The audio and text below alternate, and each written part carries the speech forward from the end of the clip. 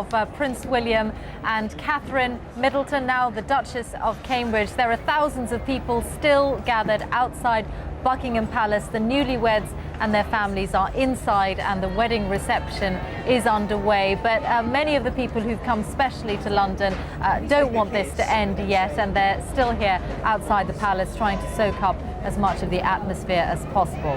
Now, the ceremony earlier at Westminster Abbey was watched by 2,000 people inside the Abbey, many millions around the world. And I'm joined now by someone who had a role to play in the day's events, Lieutenant Colonel Brian O'Gorman from the Irish Guards. Tell me what your job was. Well, today I was one of the 4 Irish Guardsmen who were part of the small Guard of Honour, which really was outside the Abbey, but ready between the door of the Abbey to the carriage at the end when they came out. And how long did you have to stand there for? Well, fortunately, we were only there for about half an hour. Which is really quite good going, because some of your military colleagues have had quite a day. Yeah, they have. Yeah, we were lucky. But I was twiddling my toes and keeping the blood flowing. Now, of course, you're in the Irish Guards, fantastic uniform. How did it feel to see Prince William, the bridegroom, in the same uniform Well, today? we were delighted. I used the phrase thrilled at one stage, but actually, of course, Guardsmen don't get thrilled. Soldiers would be chuffed.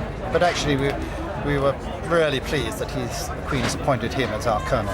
And does your regiment always have a special role in these kinds of events? Is this always a part of what you do? Yes, we're one of the 5 Foot Guards regiments, and we rotate in and out of London doing public duties, the ceremonial bit, but you can't do that all the time. And so they move out and go into an operational brigade. In fact, the battalion has just come back from Afghanistan. So ceremonial duties don't mean that you don't see active service as well? No, not at all. No, in fact, the people on guard today in the forecourt came back from Afghanistan 2 weeks ago. Gosh, what and a we complete have another change. platoon coming back tomorrow. And how does it feel to be part of something like this, especially the contrast to being on the front line? Well, it's something we've always grown up with. If you're in the Foot Guards, you know you're going to be doing public duties. We sometimes don't like the practice too much, but actually everybody wants to be involved when it comes to the event. And as far as you were concerned, a job well done. As always, a job well done. It was brilliant. It was a lovely day for everybody. Lieutenant Colonel O'Gorman, thanks very much for speaking to us. Such a fantastic uniform. He's made me feel rather underdressed, actually. We've really seen the full splendour of British tradition on show here today, particularly from the Guardsmen who were actually mounted and performed part of the ceremonial procession. Well, as someone who didn't just watch it on television, who actually saw what it was all like outside the Abbey, is the BBC's Gabriel Gatehouse. What is standing out for you, Gabriel? Well, it's amazing, really, how quickly this little area outside Westminster Abbey has changed in stages throughout the day. So I got here at 4:30 in the morning, and there was already quite a large crowd gathered behind where I'm standing now. People who'd staked out their patches from several days before in some cases, and some really quite bad-tempered exchanges going on. People shouting, "Oh, stop shoving there at the back," or, you know, "I was here first," this kind of thing. But then, as the guests started to arrive in first the north door of the Abbey and then the great west door, the mood completely changed. People became very quiet, very concentrated and very expectant. And then as we saw the various personages, the actors in this whole spectacle arrive, a cheer would go up. So we got a medium cheer for Prince William. We then got some cheers for Prince Charles, quite a sizable one for the Queen, but actually I think the biggest of the day came for Kate Middleton, as she then still was. And then, while the ceremony, of course, was taking place, they did broadcast the sound of it onto speakers out here, but most of the people here couldn't really see what was going on. But that was when this interaction started happening between the news media up here on the platform where I am and the crowds down below. What the cameramen and engineers did was they turned their screens around so that the crowd down below could watch it on the screen. So half of them actually had their backs to the Abbey, watching it on the screen. There was a lot of interaction and really a very vibrant atmosphere. Then, of course, everyone came out and the carriage procession, and very quickly all the attention focused away from the Abbey on to Buckingham Palace, and we're left with London almost as it normally is, apart from this slight atmosphere of after the carnival, and the very loud bells you can hear ringing. Yes, the bells will ring out for some time, won't they? If you can hear actually the cheers where I am at Buckingham Palace, it's not because a member of the royal family is passing by. I think really those cheers are for the benefit of all the media who are still here, bringing the atmosphere of the day and the analysis of what it was actually like. Gabriel, so people could feel that they were part of the events inside the Abbey because they could hear the service? Yes, they could hear it, and in some cases see it. So I think there was that sense of inclusion. And in a way, this is a very interesting day in terms of the public, the British public and the international public, and their relationship to those people inside that church. I think what the royal family was trying to pull off was a very difficult and delicate balancing act between modernity and tradition. And by and large, I think in the way it was perceived and the way people have reacted to it, they seem to have pulled that off very well. It seems to, speaking to people afterwards, people seem to say that they thought Kate Middleton, now the Duchess of Cambridge, looked very relaxed. People saying that they thought they looked natural together, but of course combined with all of that pageantry that people here saw firsthand, the large numbers of horses, the soldiers with their shining helmets and breastplates and highly polished jackboots. So I think generally the sense here amongst people was that they pulled off that difficult balancing act. We'll have to see how that affects perceptions of the royal family here in Britain in the future, in the years to come. Gabriel, thank you very much indeed.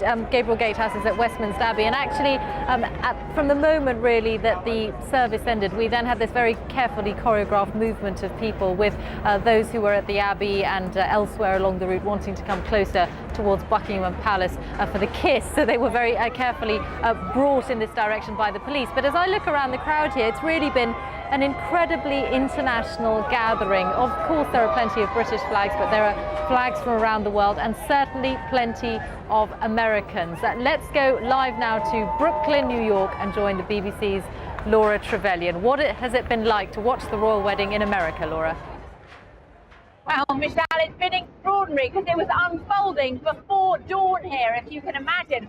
I'm at a royal wedding party which is actually taking place underneath the Manhattan Bridge in Brooklyn, with noisy commuter trains taking place overhead. There's a huge screen behind me, and at 5:30 in the morning, 250 people were here, all dressed for the occasion in hats and fascinators in honour of Kate, all captivated by the pageantry of this spectacle of the royal wedding unfolding 3,500 miles away. And I asked people, what has brought you here before work? And they said, partly it's the tradition, it's something we don't have. Remember, Americans rebelled against rule by the king. Back in the 18th century, they threw off British rule. But what's really struck a chord here is Kate Middleton's transformation. In this upwardly mobile society, Americans really appreciate the fact that she has gone from being an ordinary member of the middle class and married into the monarchy, Michelle. And also, Laura, the memories of Diana, Princess of Wales. Some people I've been speaking to here said, you know, perhaps they were there for Charles and Diana's wedding. Some of them indeed were there for Diana's funeral, also at Westminster Abbey. You lose the signal. Laura, I'm not sure if you can still hear me. Are you still there?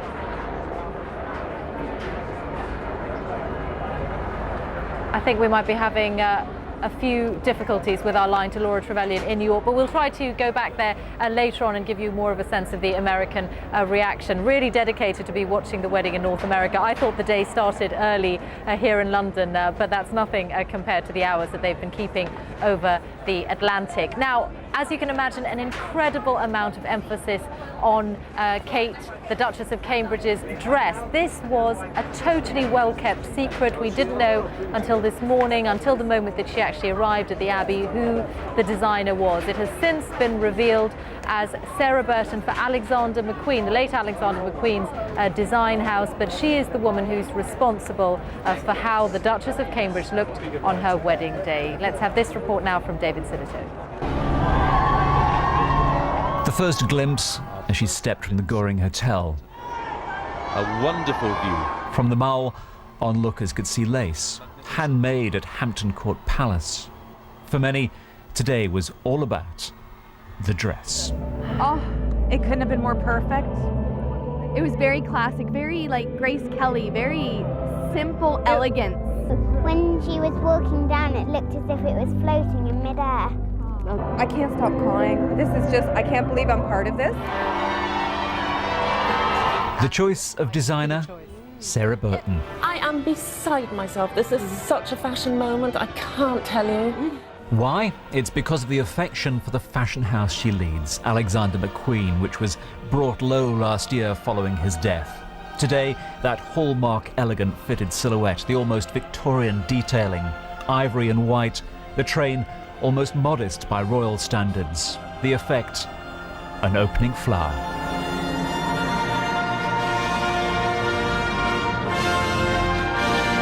This is a dress that will go round the world. Superb, it's chic, it's stylish, it's classic, and it absolutely says everything about Catherine as a woman. And it won't be long before it appears on the high street. Susie Briggs will have hers done in 3 days. The only thing looking at it that we may have a problem with is the brocade at the bottom of the skirt. Not sure how easy it will be to source that fabric in a day.